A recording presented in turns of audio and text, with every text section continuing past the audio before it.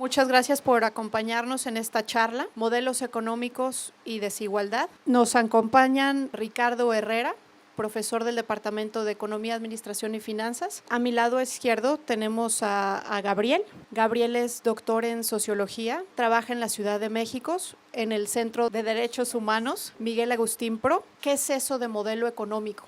Modelo económico yo entiendo como la forma de que la economía de un estado se desarrolla. Hoy en la parte occidental tiene un modelo económico que es muy claro en esta parte occidental. No es la misma que en Corea, que China.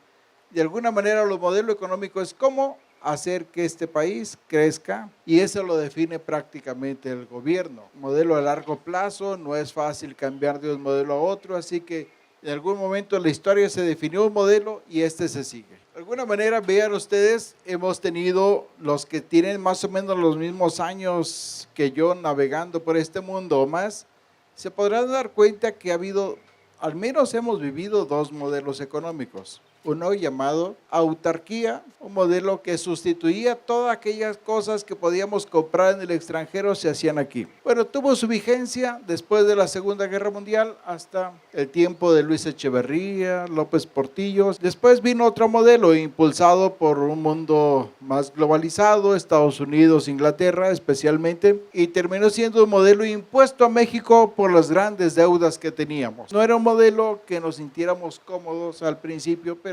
tuvimos que adoptarlo si nos prestaban dinero. Habrán ustedes oído muchas cosas acerca de ello, renegamos, crujieron los dientes, pero se adoptó.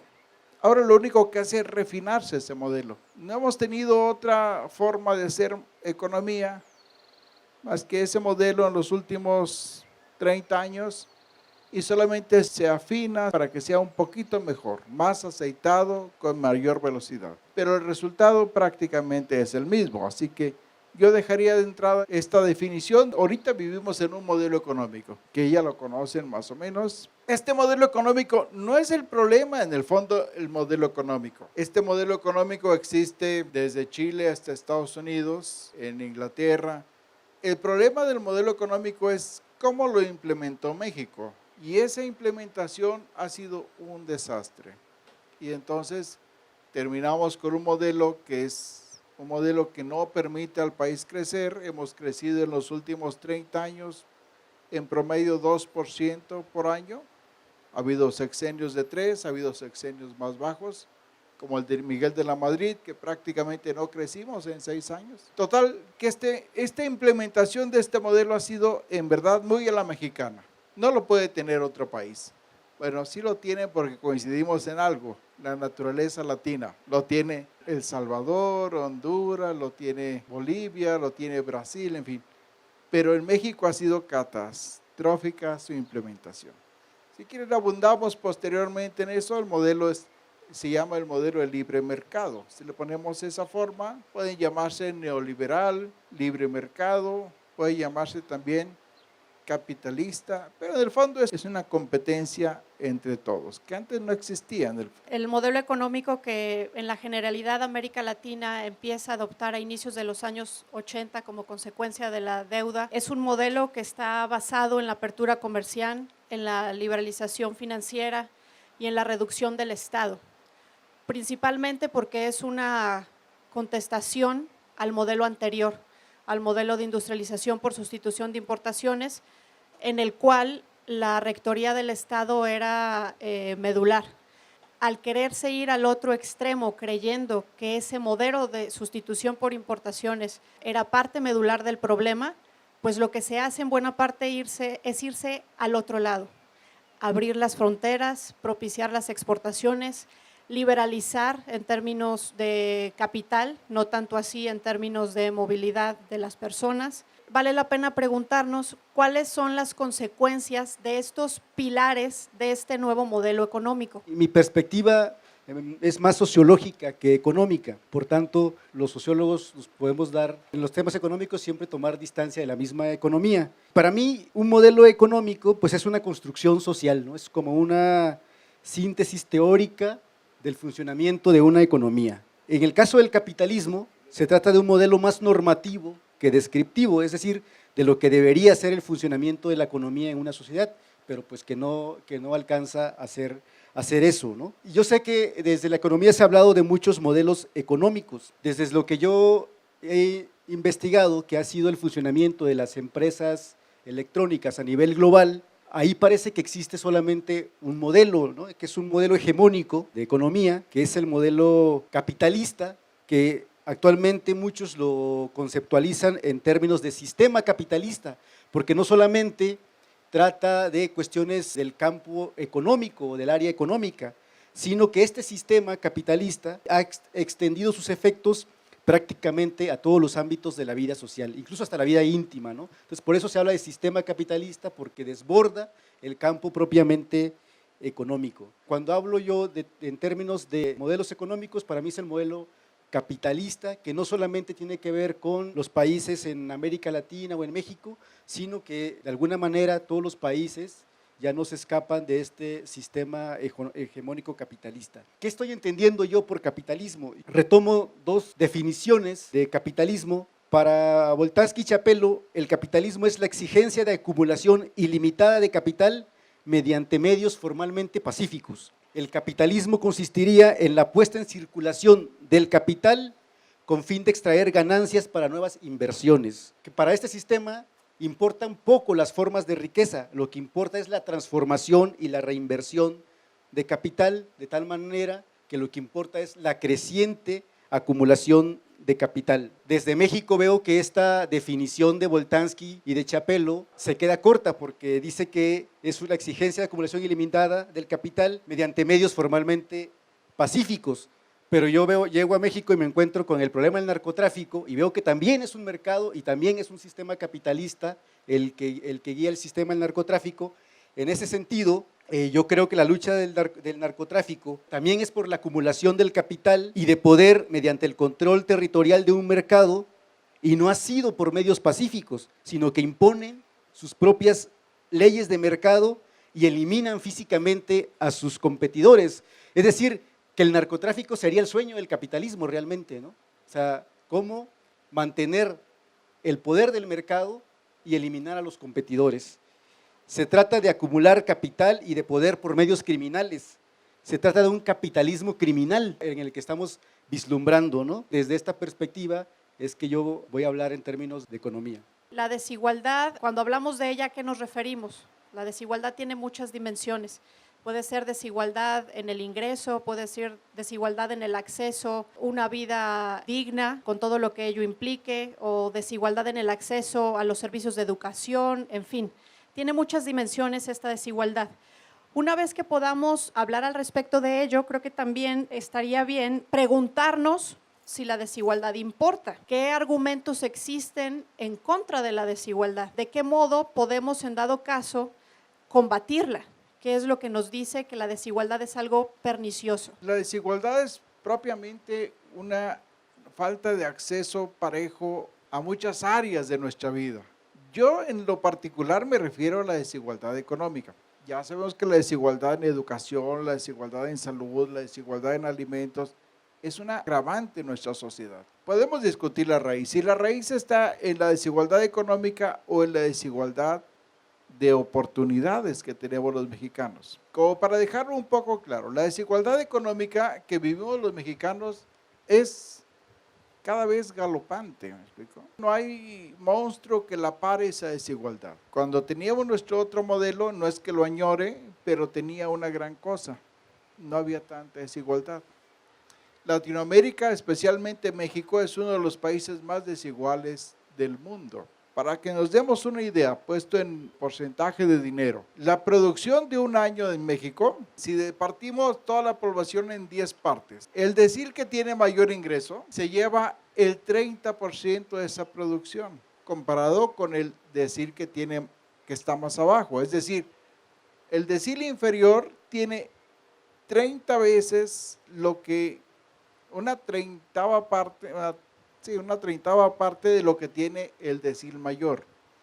Es decir, en el fondo, la sociedad en la que vivimos está hecha una desigualdad completa. difícilmente nos vamos a encontrar esos números. Por ejemplo, puesto en dimensiones de un país que no es desigual. Hablemos de Noruega, Suiza. Esa desigualdad de ingreso de lo que se produce en México en un año es alrededor de 5 veces, 6 veces. Es decir, el decil más rico recibe 6 veces lo que recibe el más pobre. Aquí recibe 30 veces lo que recibe el más pobre. Brasil sería un gran competidor de nuestra desigualdad económica. Chile ha hecho cosas para abatirla, lo que no hemos hecho nosotros. Cuando hablamos con Mónica y nos poníamos de acuerdo qué vamos a decir cada quien, el problema no es el modelo que adoptamos forzosamente, sino la manera como se ha administrado. Yo creo que se ha administrado muy mal. ¿Es importante hablar de desigualdad? Es importante, porque esa desigualdad, así como la medimos, significa acceso al alimento, acceso a la educación, acceso a los servicios que podemos tener. Y así podemos tasar todo nuestro país. Una desigualdad que es alarmante para los números de Estados Unidos, de Europa, y nosotros, como estamos en la OCDE, somos siempre el país más desigual. No nos han sacado de ahí porque ellos no han querido. Nos podrían haber sacado de hace mucho tiempo por no ser un país en desarrollo. Somos un país en vías de desarrollo con unas tremendas carencias como la desigualdad. La desigualdad es algo que nos compete a todos, pero no todos podemos solucionarla. Es un proyecto de Estado y el Estado no ha querido agarrarla, no ha querido tomarla, no ha querido darle solución. Ha habido iniciativas muy buenas como el aumento de los salarios. El salario mínimo, aquel que hemos oído que se tasa a través de sindicatos y empresarios que dicen, ¿cuánto va a ser la inflación? 3%. Bueno, aumentemos 3% los salarios mínimos. Con esa metodología jamás vamos a crear un país equitativo. Jamás. Estamos en la raíz de la desigualdad, la percepción de los salarios mínimos. Los movimientos que hace el Distrito Federal es muy cuestionable, tal vez no le resulte, pero es una propuesta. A lo mejor es exagerada, todos tenemos nuestra opinión, pero es una propuesta en ese sentido. Otra forma de verlo es decir, quien cobra impuestos a los ricos, a los menos ricos y a veces hasta a los pobres. Ese que cobra impuestos tiene la función de redistribuirlo.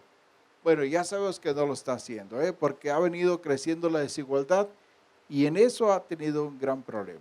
Hay muchas cosas que podemos decir, por ejemplo, que nuestra reforma de captación de impuestos ha quedado enana. Nunca habían pensado, bueno, ya sabían que era una gran propuesta, que iban a tener mucho más dinero, pero nunca pensaron que incluso el petróleo se iba a caer.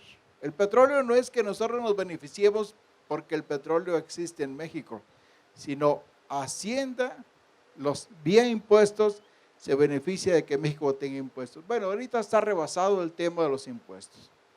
No sabe el país qué hacer, además está recortando gasto porque ya no sabe qué hacer.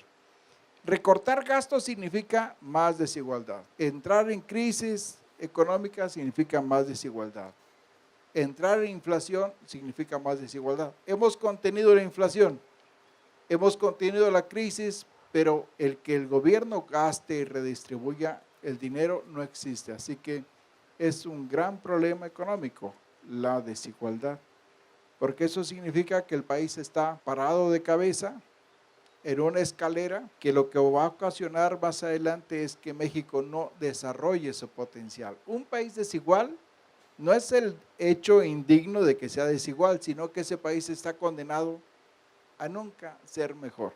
Ese es el gran problema desde mi punto de vista. Para mí el problema no es solamente de que no hemos sabido administrar en el modelo, sino para mí el mismo modelo es el problema. ¿A qué me refiero con esto? Para mí hay como dos elementos en el modelo que son el problema y es como las dos características, este modelo capitalista, que es el régimen de acumulación y el régimen salarial. Resalto esos modelos porque es desde donde yo miro esto, que es desde la perspectiva de los trabajadores. El régimen de acumulación ilimitada mediante la transformación permanente del capital, para mí ese es el problema, o sea que no podemos administrar un modelo si la lógica misma no permite esa administración, y es esta lógica del régimen de acumulación permanente, de reinversión constante para seguir incrementando la inversión inicial. Y el régimen salarial, por régimen salarial me refiero al mercado de trabajo, donde los trabajadores venden su fuerza de trabajo y no el producto que resulta de su fuerza de trabajo. Y esto ya es antiguo, ¿no? Que los trabajadores no son los propietarios de su medio de producción y su trabajo mismo depende de las decisiones de los poseedores de estos medios de producción. Y en este sistema el trabajador renuncia, a cambio de su remuneración, al derecho de propiedad sobre el resultado de su esfuerzo de trabajo, que beneficia a los dueños del capital. Si en el sistema, estos son los dos rasgos, el régimen de acumulación y el régimen salarial, entonces ninguna reforma a este sistema, si no toca estos dos fundamentos que le dan sentido al mismo capitalismo, yo creo que el modelo no va a funcionar por más que le pongamos algunos parches, ¿no? Claro, el capitalismo nos dice que el trabajador siempre es libre de decidir si trabaja o no trabaja con determinado empresario, pero en las situaciones que provoca este mismo modelo no se puede ser absolutamente libre, ¿no? Y esto, bueno, para no hacerlo muy abstracto, este sistema del régimen, esto que les platicaba del régimen de acumulación, que no se fija tanto en la riqueza que genera, sino en la transformación misma del capital. Yo encontré un ejemplo de esto en la industria electrónica. Las empresas de la industria electrónica son las que caracterizan bien este sistema capitalista global, ¿no? Que lo que busca es la reinversión. Y todo el discurso de la innovación, muy de moda también en el ITESO, va en esta línea de aumentar cada vez invertir, reinvertir para una acumulación ilimitada. Y el asunto de la innovación, por ejemplo, yo entrevistaba a un directivo de alguna de estas empresas de procesadores electrónicos que decía, aquí el asunto es innovar e invertir cada vez más en investigación, en conocimiento y en infraestructura, para mantener competitivo el mercado. Tienes que movilizar a un equipo de diseñadores, me decía, de arquitectos, de ingenieros, para innovar. Nosotros nos preguntamos qué tipo de tecnología vamos a crear, qué tipo de tecnología le va a interesar a la gente, más acceso a internet o más almacenamiento, velocidad o seguridad. Hay que prever todo este tipo de cosas. Esta dinámica de invertir y de repente nosotros creemos que somos nosotros los que dirigimos nuestras opciones de consumo, ¿no? A donde nos lleva este mismo sistema. Decimos, no, pues somos nosotros los que elegimos este tipo de teléfono o este tipo de computadora, ¿no? Pero no, ya nos lo eligen. Otro empresario dice, la empresa lo que busca innovación, que la innovación de un producto sea atractiva en un mercado determinado. Hacemos estudios, me decía, desde ergonomía hasta de percepción, de cómo percibe determinada población una máquina, una computadora, una tablet, porque no tiene la misma percepción en un pueblo que está en la montaña que en una escuela en el centro de la ciudad.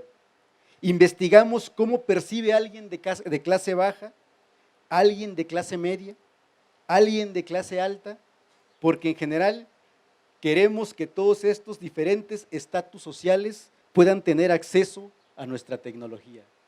Se preocupan para que cada uno de nosotros tenga acceso a esta tecnología, es decir, se preocupan para que su mercado llegue a todos los estratos de las clases sociales, ¿no? Esta última frase es la justificación que el mismo capitalismo se hace para esa lógica de reinversión, ¿no? Es para llegar a todas las clases sociales y por eso todo el mundo, desde los indígenas de Bachajón hasta los maestros de Guadalajara, todos tienen un teléfono celular. ¿Por qué? Porque esta misma dinámica de acumulación, de reinversión del capital, piensa en nosotros y piensa en qué tipo de teléfono vamos a comprar, ¿no? Entonces hay una misma justificación. En la electrónica, me decía otro empresario, el cambio de tecnología es rápido.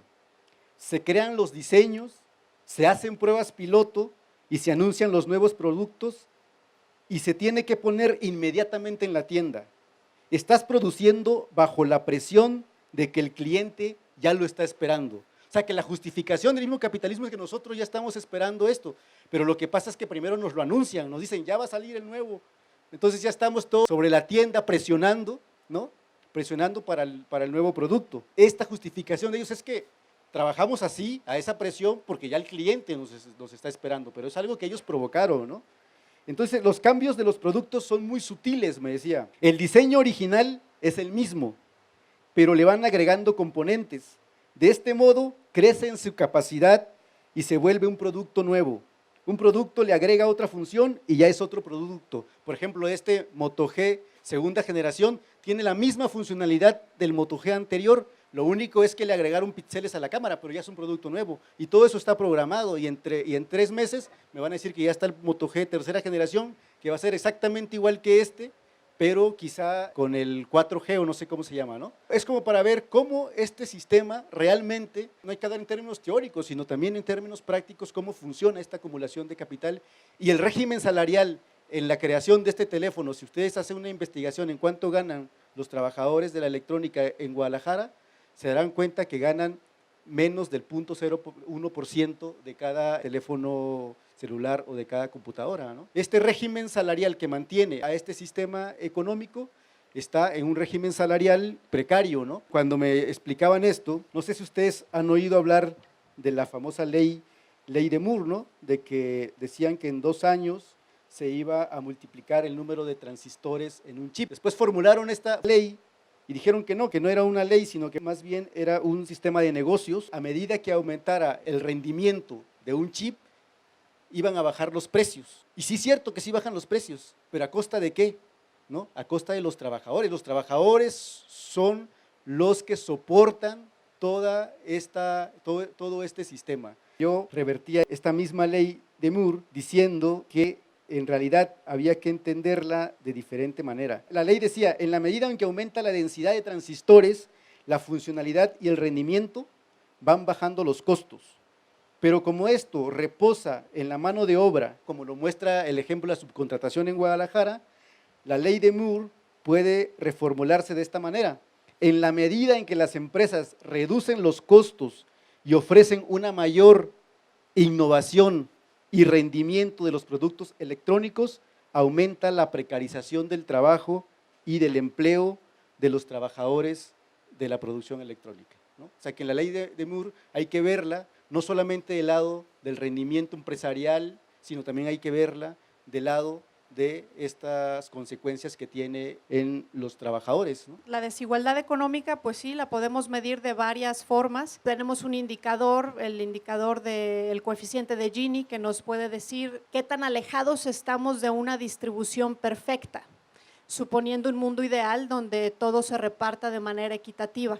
Y ese numerito, que es el coeficiente de Gini, nos dice pues qué tan lejos de ello estamos. Ricardo sacaba a colación el caso de países nórdicos que tienden a ser los que son más equitativos, como Suecia, como Noruega. Ellos tienden a tener un Gini muy bajo, 0.2, 0.23, una cosa así. El caso mexicano toca los puntos de 0.56, donde el 1 es la medida más inequitativa. Hay otras medidas, tenemos una manera de medirla a través simplemente de la disparidad salarial, y eso se utiliza más en países donde realmente la mayor parte de los ingresos provienen de un salario formal. Entonces, para ellos ese indicador es algo clave que les ayuda bastante a medir esa disparidad. También nos mencionaba otra, Ricardo, que era el ingreso que concentra cada uno de los deciles de la población, y nos hablaba del caso mexicano, que tampoco concentra el decil más bajo de nuestro país y por el contrario, cuánto concentra el decil número 10 aquí. Pero también podemos decir, por ejemplo, en el caso mexicano, para darnos una idea, pues que tenemos uno de los hombres más ricos y que tenemos una población que está por encima del 50% bajo la línea de pobreza. Entonces, es decir, la manera de medir la desigualdad, al menos ahorita, por ejemplo, en términos económicos, es muy amplia. Importa también cómo la midamos. ¿Cuál es la capacidad distributiva del Estado? Porque el Estado puede corregir ese problema que un modelo de producción como el que está mencionando Gabriel conlleva. El Estado tiene sus maneras de ayudar a minorar esa manera inequitativa en que se reparten las ganancias, ¿sí? Una de las maneras es a través del sistema tributario y otra de las maneras es a través del gasto público. Entonces yo creo que aquí se tocaron ambos puntos y quizá podamos seguir ampliando al respecto. Los dos llamaron también la atención al tema de los salarios, donde me parece que es medular la función que cubre el gobierno al respecto. Al fin y al cabo el gobierno es quien está a cargo de la regulación laboral y quien podría en dado caso hacer algo al respecto de, por ejemplo, el establecimiento de un salario mínimo. Llamo a los ponentes a dialogar al respecto de esto. En el fondo, tú vas a percibir dinero siempre que trabajes. No es el producto que hagas, no te lo llevas a tu casa porque no es tuya tu empresa. Toda empresa tiene necesidad de ganar porque si no se colapsa en sí misma. Toda empresa tiene necesidad de innovar. Nomás déjenme decirle algo. Imagínense ustedes que el presidente Cedillo, por ejemplo, imagínense que le pregunta, oye, ¿va subiendo el PIB? ¿Él le preocupará si va subiendo o va bajando? En el fondo no. Hay un índice que te preocupa más.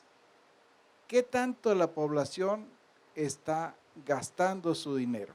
Así se va a sostener este sistema. Ese es el problema de la desigualdad, que los que no gastan es porque no lo tienen. Y entonces los deseos lo tenemos todos de tener un celular, pero unos podemos andar con el modelo antiguo porque no tenemos ese acceso. Toda empresa va a hacer eso.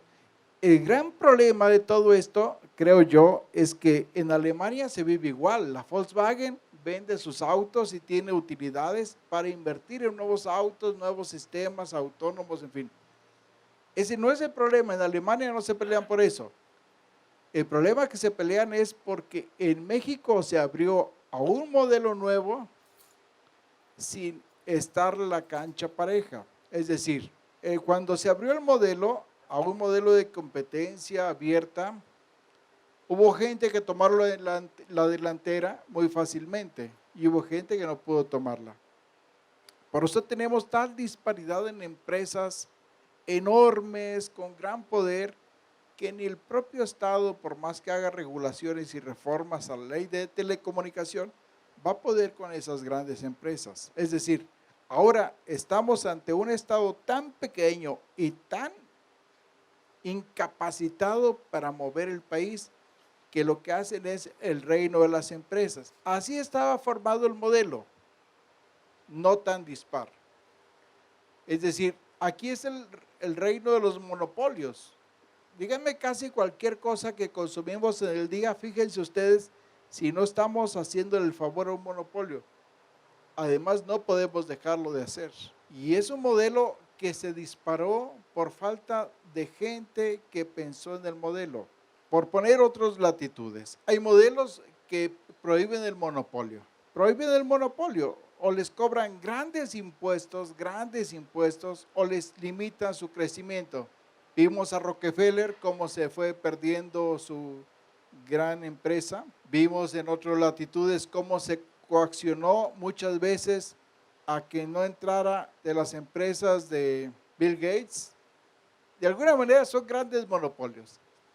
Y los monopolios lo que tienen es que hacen tal distorsión en la sociedad y crean tal ineficacia de la sociedad que crean la pobreza, crean grandes utilidades y el gobierno es un titerito comparado con ellos. No hemos tenido gente que haga un modelo económico eficiente y no lo va a hacer ni nuestro presidente, que él representa en verdad la clase que no tuvo acceso más que a la universidad en la licenciatura, pero representa más bien una sociedad, en él está representada la sociedad.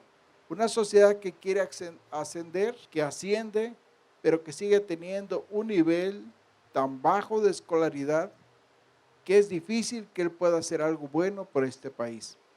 Claro que él no lo va a hacer, pero lo van a hacer los demás tampoco. Vivimos en un territorio de las grandes empresas. No nos van a pagar con celulares en nuestro trabajo. Las empresas tienen que ganar, tienen que innovar. Eso no es un pecado para ellas. El pecado es que, por otro lado, viene otra corriente grande que se impuso con este modelo, el consumo. Y el consumo se hace porque se tiene dinero y porque el mismo artículo crea necesidad. Ese no es un pecado del modelo mexicano, es un pecado de este gran modelo. Estas teorías de que la empresa se queda con la utilidad del trabajador puede ser posible, pero así son las reglas del juego de este lado del mundo. Se ha sugerido el papel del gobierno como regulador, ¿no? Creo que parte de los comentarios que nos hacía ahorita Ricardo tenía que ver con eso.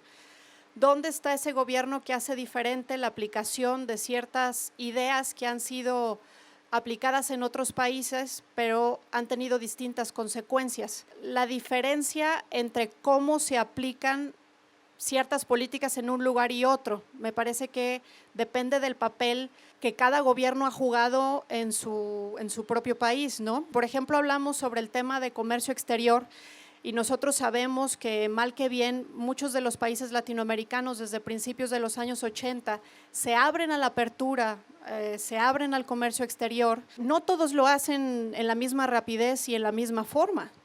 Hay algunos que fueron mucho más selectivos y dicen cuándo, cómo y en qué productos.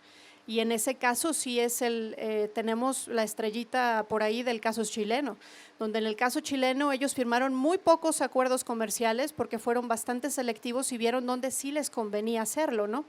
Y en el caso mexicano, por otro lado, más bien aquí me parece que fue una postura mucho más ideologizada al respecto y más bien dijeron, del cielo nos va a caer el crecimiento si firmamos muchos tratados de libre comercio. Y México, por lo tanto, tiene muchos acuerdos de libre comercio, los cuales muchas veces no están explotados como podrían serlo. Y tenemos más bien una balanza deficitaria donde resulta que importamos mucho más de lo que podemos exportar y aprovechar esos acuerdos de libre comercio. Entonces, con este caso en específico vemos cómo una política de apertura, dependiendo de cómo la implementa el gobierno, hace la diferencia. Y en este sentido creo que también la diferencia la puede hacer el propio gobierno en cómo regula, por ejemplo, esa competencia, cómo hace para que no existan esos monopolios que tanto están presentes en este país, o por ejemplo, cómo regula también la relación laboral entre patrón y obrero. ¿Qué es lo que está haciendo el gobierno con los sindicatos, con los dueños de las empresas? ¿Cómo está mediando en esos problemas?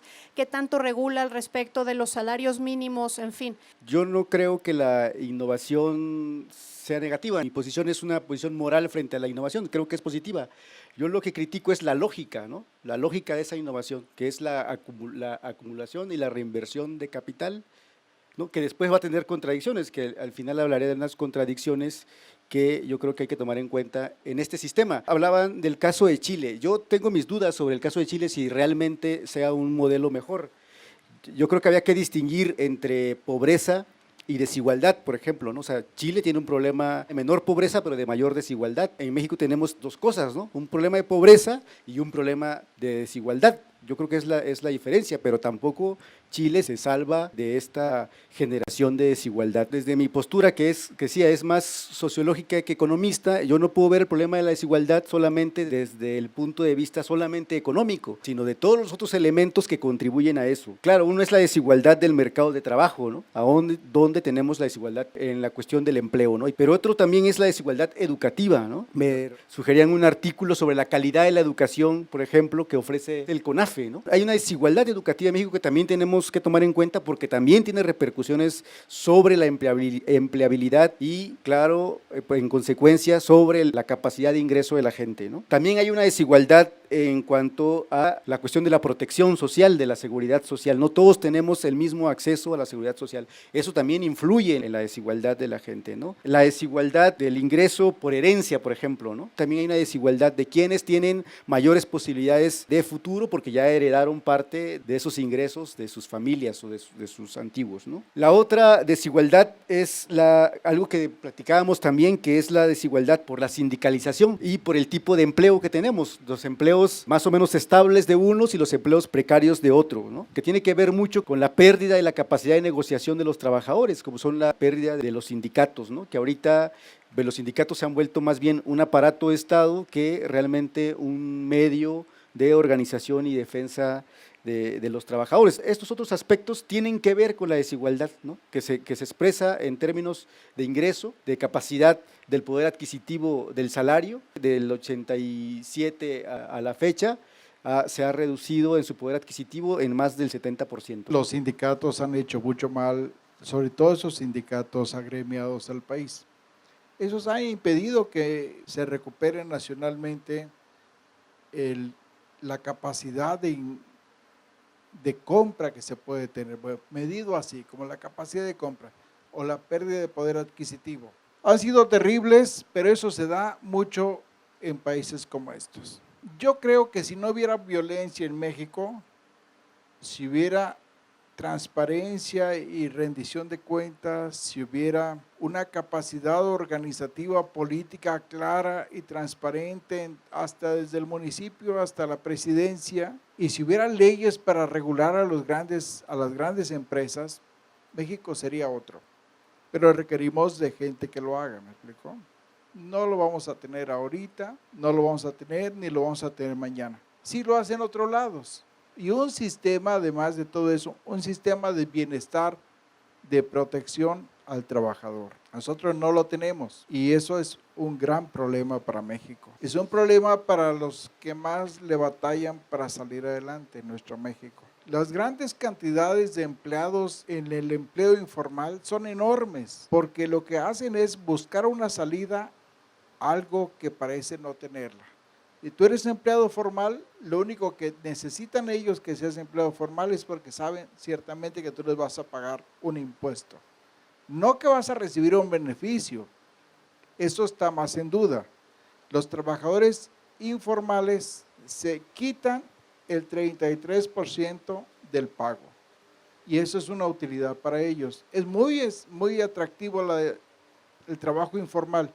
Y eso le ha quitado que México sea más pobre. El deseo de regular ese trabajo es un error porque los más pobres van a estar ahí. Y ese es un colchón grande que tiene México para no caer en el terror de la pobreza, que ya es grave, pero eso sería inimaginable. El trabajo informal hay que aplaudirlo, hay que decirle bien que existes, no hay que promoverlo tanto, a menos que sea necesario para la gente que no encuentra una cabida en el sector informal. El formal tiene sus ganancias, no tantas como lo que tú le sirves al Estado. El informal tiene sus ganancias un poco más reales. Dejemos que ellos crezcan, dejemos que el mundo cambie, pero el PAN deberíamos de quitarle el registro de ese partido. Desaprovechó hacer algo bueno. Dilma, la presidenta de Brasil, es un gran problema el que tiene, porque tiene parecido a esto, solo que ellos tienen más gente y más dinero. Hay otros países como Panamá que están creciendo, como Perú que están creciendo, como Bolivia que están creciendo. No importa la ideología, lo que significa es que haya como reglas mejores para que un país se desarrolle. Sea del color que sea la tendencia que sea. Venezuela no se va a desarrollar no porque tenga esa ideología, sino porque no sabe nada de cómo hacerle. En verdad, deberíamos de darnos un deseo de buscar como esas nuevas teorías, como la de Piketty, Tomás Piketty. Y si usted lo leen, tiene pautas como para decir qué tenemos que hacer. Más allá de cobrar 12 impuestos o 11 impuestos a nosotros y a todo el pueblo. Realmente me gustaría, ya saliendo de casos de Chile y de los hubiera, pues escuchar una propuesta, ¿no? Una propuesta de solución viable, realmente así como están las cosas como están, con la corrupción que hay, con el gobierno que es una barbaridad, con la pobreza, con la miseria, ¿cómo actuar? Aquí y ahora, como están las cosas, ¿qué se puede hacer de facto para solucionar las cosas? ¿Cuál sería el papel fiscal del Estado en un contexto que estamos viviendo donde se cayó la renta petrolera y por otro lado la mitad de los empleados bien pagados, de los que ganaban más de 10,000 pesos, ha desaparecido? ¿Qué tendría que hacer el Estado? Una dimensión podría ser la fiscal. ¿O hasta qué punto el modelo realmente genera también por sí más desigualdad y pobreza? El modelo en sí tiene eso, ¿verdad? De que centrifuga a las personas menos habilitadas para competir en ese modelo.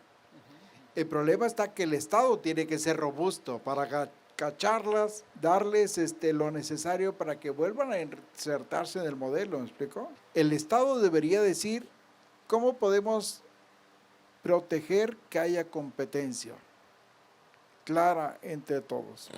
No que uno domine al otro, me explico, porque ahí ya no hay competencia. El cuidar que la competencia se haga, amonestando a quien crece relativamente más que los demás, ayudándolo a que tenga políticas para reinvertir en otras empresas sus capitales y agarrando al que más necesita estar capacitado para ese sistema.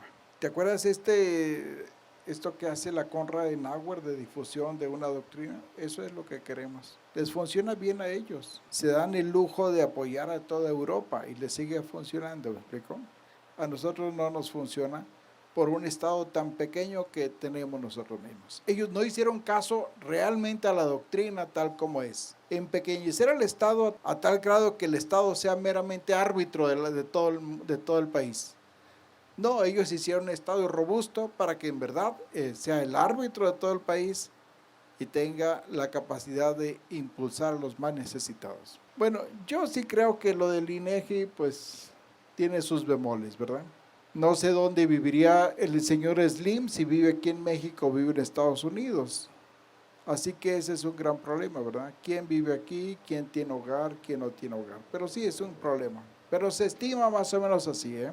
El gobierno tiene un papel muy importante para corregir la desigualdad en cualquier economía. Dos de las maneras de corregirla es a través del gasto público y a través también del sistema tributario. Hay algunos que consideran que el sistema tributario no tiene que ser una herramienta distributiva. Eso es un tanto interventor, muy directo, muy agresivo, ¿no? Que el gobierno sea un Robin Hood es en algunos lares bastante entrometido, para ponerlo en términos muy cotidianos, ¿no? Ya conociendo ese debate, nosotros más bien pensamos que, y vemos el ejemplo de muchos otros países que han podido distribuir a través del sistema tributario, entonces a partir de eso podemos decir que sí tenemos un espacio para utilizarlo como herramienta distributiva.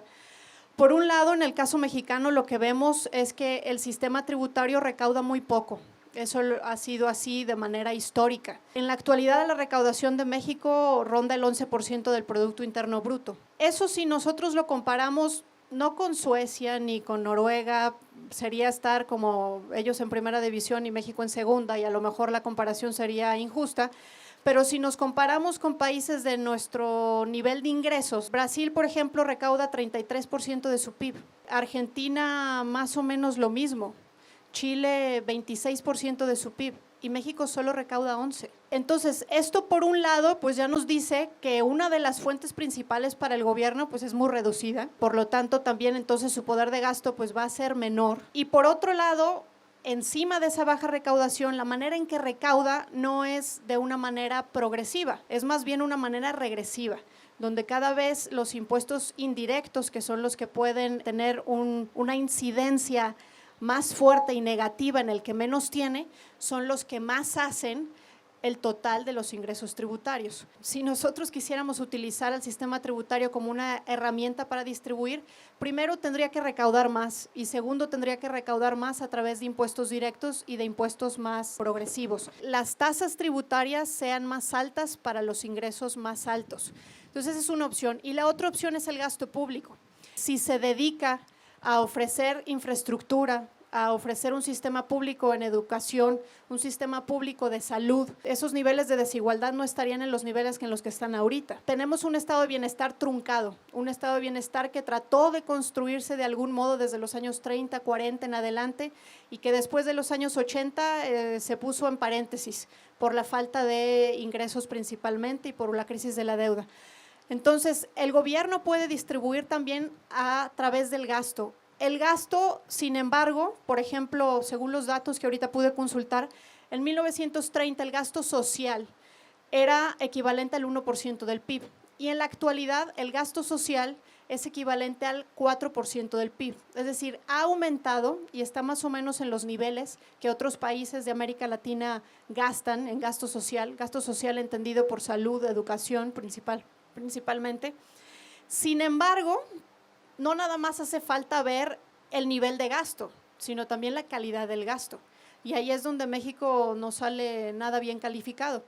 Porque cuando ya uno se pone a analizar la incidencia de ese gasto, es decir, qué impacto tiene sobre quiénes son realmente los beneficiados de ese gasto público, lo que estamos viendo es que un 15% de ese gasto empeora la desigualdad y nada más un 30% de ese gasto sí la aminora, sí la está reduciendo. Y todo lo que queda en medio no modifica el nivel de desigualdad económica. Ahí existe un área de oportunidad gigantesca si nosotros creemos que el gobierno tiene esa función, ¿no? La función de distribuir la desigualdad económica en un país. Otro elemento que nos ayuda a esto es la evasión fiscal, ¿no? O sea, toda la cantidad de empresas que evaden el pago de los impuestos, ¿no? Sin embargo, yo creo que aún con estas reformas hay otras cuestiones en el país que tenemos que resolver, que una es la corrupción y la corrupción del mismo sistema político, ¿no? Y otra cosa de la que no hemos hablado aquí, pero que también tiene que ver con la desigualdad, es la cuestión de la violencia, ¿no? Los países más desiguales son los países que tienen el mayor índice de violencia, ¿no? Entonces, México también es uno de estos países con más índice de desigualdad, ¿no? Por tanto, es otro problema de la desigualdad. Y la violencia, también hay un problema del Estado, ¿no? Esto que decía Mónica, que se puede interpretar como un intervencionismo del Estado, si el Estado solamente se queda en la contribución y se mete en la distribución, nuestro modelo económico, si hablamos en esos términos, es muy intervencionista, porque si hemos llegado a estas alturas de este modelo económico es por la intervención del Estado, o sea, si el Estado mismo es el que ha permitido que vivamos este sistema económico, es el que ha modificado las reglas de inversión extranjera, ha modificado toda la reglamentación económica para llegar a esto. Y es el Estado el que ha propiciado esto. O sea, lo que tenemos que cambiar es ese funcionamiento de ese Estado. Tenemos un Estado fuerte y un Estado intervencionista en este modelo económico que no está funcionando. Les agradecemos a todos su presencia aquí y principalmente también a los ponentes por venir a compartirnos sus opiniones al respecto de este tema tan complejo. Gracias.